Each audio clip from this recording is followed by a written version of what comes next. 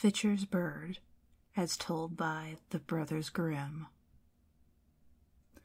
There was once a wizard who used to take the form of a poor man. He went to houses and begged, and caught pretty girls. No one knew whither he carried them, for they were never seen more. One day he appeared before the door of a man who had 3 pretty daughters. He looked like a poor, weak beggar, and carried a basket on his back, as if he meant to collect charitable gifts in it. He begged for a little food, and when the eldest daughter came out and was just reaching him a piece of bread, he did but touch her, and she was forced to jump into his basket.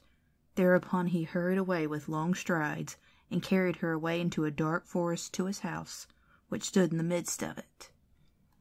Everything in the house was magnificent. He gave her whatsoever she could possibly desire, and said, "My darling, thou wilt certainly be happy with me, for thou hast everything thy heart can wish for."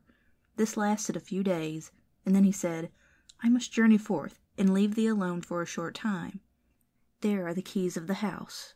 Thou mayst go wherever and look at everything except into one room, which this little key here opens, and there I forbid thee to go on pain of death." He likewise gave her an egg, and said, "Preserve the egg carefully for me, and carry it continually about with thee, for a great misfortune would arise from the loss of it." She took the keys and the egg, and promised to obey him in everything. When he was gone, she went all around the house from the bottom to the top, and examined everything. The room shone with silver and gold, and she thought she had never seen such a great splendor. At length she came to the forbidden door. She wished to pass it by, but curiosity let her have no rest. She examined the key. It looked just like any other. She put it in the keyhole and turned it a little, and the door sprang open. But what did she see when she went in? A great bloody basin stood in the middle of the room, and therein lay human beings, dead and hewn to pieces. And hard by was a block of wood, and a gleaming axe lay upon it. She was so terribly alarmed that the egg which she held in her hand fell into the basin. She got it out and washed the blood off, but in vain. It appeared again in a moment. She washed and scrubbed, but she could not get it out. It was not long before the man came back from his journey, and the first things which he asked for were the key and the egg. She gave them to him, but she trembled as she did so, and he saw at once by the red spots that she had been in the bloody chamber. "Since thou hast gone into the room against my will," said he, "thou shalt go back into it against thine own. Thy life is ended."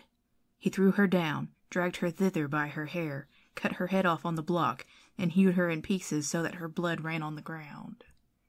Then he threw her into the basin with the rest. "Now I will fetch myself the second," said the wizard, and again he went to the house in the shape of a poor man and begged. Then the second daughter brought him a piece of bread. He caught her like the first, by simply touching her, and carried her away. She did not fare better than her sister. She allowed herself to be led away by her curiosity, opened the door of the bloody chamber, looked in, and had to atone for it with her life on the wizard's return. Then he went and brought the third sister, but she was clever and crafty. When he had given her the keys and the egg, and had left her, she first put the egg away with great care, and then she examined the house, and at last went into the forbidden room. Alas, what did she behold? Both her sisters lay there in the basin, cruelly murdered and cut in pieces. She began to gather limbs together and put them in order, head, body, arms, and legs. And when nothing further was lacking, the limbs began to move and unite themselves together, and both the maidens opened their eyes and were once more alive. Then they rejoiced and kissed and caressed each other. On his arrival, the man at once demanded the keys and the egg, and as he could perceive no trace of any blood on it, he said, "Thou hast stood the test. Thou shalt be my bride." He now had no longer any power over her, and was forced to do whatsoever she desired. "Oh, very well," said she. "Thou shalt first take a basketful of gold to my father and mother, and carry it thyself on thy back. In the meantime I will prepare for the wedding." Then she ran to her sisters, whom she had hidden in a little chamber, and said, "The moment has come when I can save you. The wretch shall himself carry you home again, but as soon as you are at home, send help to me." She put both of them in a basket and covered them quite over with gold, so that nothing of them was to be seen. Then she called in the wizard and said to him, "Now carry the basket away, but I shall look through my little window and watch to see if thou stoppest on the way to stand or to rest." The wizard raised the basket on his back and went away with it, but it weighed him down so heavily that the perspiration streamed from his face. Then he sat down and wanted to rest a while, but immediately one of the girls in the basket cried, "I am looking through my little window, and I see thou art resting. Wilt thou go on at once?" He thought his bride was calling that to him, and got up on his legs again. Once more he was going to sit down, but instantly she cried, "I am looking through my little window, and I see that thou art resting.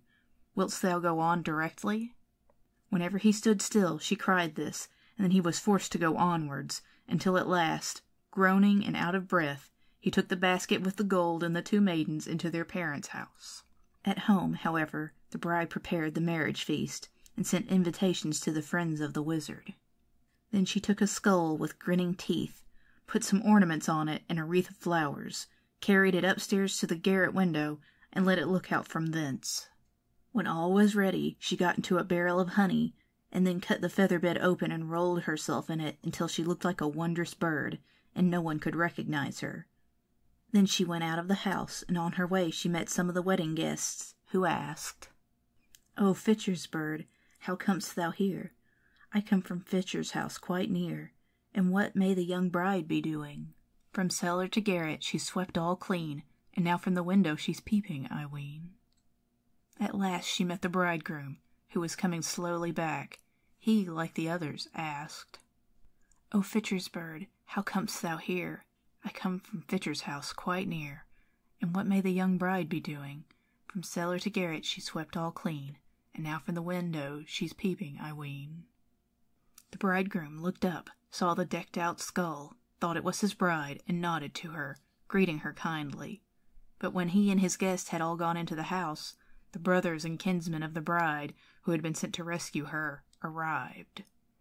They locked all the doors of the house, that no one might escape, set fire to it, and the wizard and all his crew were burned.